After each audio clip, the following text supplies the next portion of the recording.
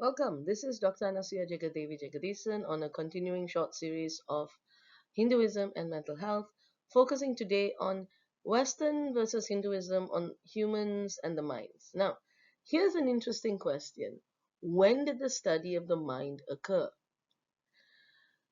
People discount Eastern knowledge for the most part. When you look at textbook, it starts with Freud. It starts with the Western mindset and Western thinking. So let's really look at some of the main works and compare it, directly. On humans and the mind, in Western philosophy, the main base in what is in all psychology textbooks, they talk about Freud in 1969 with the unconscious, pre-conscious, and the conscious, so id, ego, and superego as the base way that we look at the world. Of course, this has been debunked quite a few times. And then you look at Jung, where you have personal unconscious, collective unconscious, and the whole spiritual heritage of mankind's evolution born anew in the brain structure of every individual is considered the collective unconscious. Now, most modern schools of psychology and cognitive behavior put aside any thought of the conscious and say that using current, here and now techniques, it is enough to go and cure human behavior. Of course, then you have also medicine that can help you cure human behavior. So, who started this study of the mind? Who started looking at the mind as the source of problems, bad habits, or mental health? Well, Freud 1896, interpreted by Swami Vivekananda in 1896, Patanjali, who did it 400 CE. 400 CE. That's how long ago it was done in Hinduism. And of course, this is just one branch of Hinduism. There are many branches and many different descriptions. But let's look at what the interpretation of Patanjali said on the mind and see, that we have been studying the mind in terms of mental health and behavior from very long time ago. The unconscious or the subconscious, samakaras, memory blocks, and habits are made up of the past, okay, which is basically talking about defense mechanisms, which Freud talks about as relevant to today. The unconscious or anandakara, inner instrument, the energy force that can connect us with the universe. The conscious is you being awake and aware and connecting with the energy of the universe, with divinity, with whatever you want to call it, and using that to strengthen your own mental focus. And then you have the superconscious or the state of samadhi or bliss, where you go beyond the mind and your mind and the universal mind kind of merge. Now, further on in talking about the Western impact of the mind, our personality traits and behavior patterns support misbehaviors.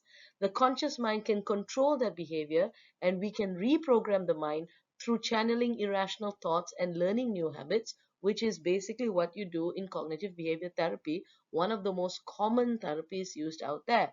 Also, if that fails, then you have a chemical imbalance in your brain that requires medication to heal. This is a very modern, it's not the only school of thought in psychology, it is the modern school of thought in psychology, okay, where irrational thoughts, irrational behaviors are one of the things that are challenged the most. Now let's look at how Hinduism actually challenges it. Every work that we do, every moment of the day, every thought we think leaves an impression on the mind, the internal organ or anandakara. And even when such impressions are not obvious on the surface, they are sufficiently strong to work beneath the surface of man. Beneath the surface, man's character is determined by the sum total of these impressions. So your traits form who you are. And we've been saying this from 400 CE. Okay, so it's nothing new. CBT is really not new in terms of how these misbehaviors are formed. So what hinders the mind from concentration are past samakaras or impression. So yes, the past does create blocks. It creates challenges for people to overcome. And Patanjali Yoga process shows how from the base control one slowly moves higher and higher to fully merge with the superconsciousness. So we have, in Hinduism, we have structures of how we heal the mind. which does not need to always go down the medical route. So, how do we do it? The first one is we have to be conscious or aware of what we are doing wrong, and we have to stop doing the bad stuff, and it is hard. So, you start doing good stuff instead. You replace bad stuff with good stuff.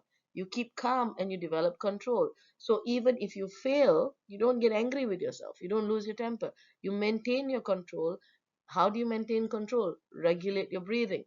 Okay, start exploring your inner world. Look inside yourself, look at forgiveness, look at working through, gratitude. Fix the mind and steady your control. So your mind must be in your control. Every time you have other thoughts, bring it back into control. That is what prayer, that is what meditation, that is what focus, that is what japa is all about. Until you create uninterrupted thought and flow of awareness. Once you have uninterrupted thought and flow of awareness, then we can go beyond the human body to go into the all thoughts are one and the universal consciousness, or the bliss state. So that is what Hinduism is saying. Now, I try to keep this at 5, and I really cannot because it is quite an important chapter. So, I mean, if you all are interested, please like and subscribe. The topic is too deep, and if you like any other type of topics, if the other areas of Hinduism and psychology that you want me to cover, Hinduism and mental health, please do inform, and I can look into it. Thank you very much, and thank you for your time. Sarah.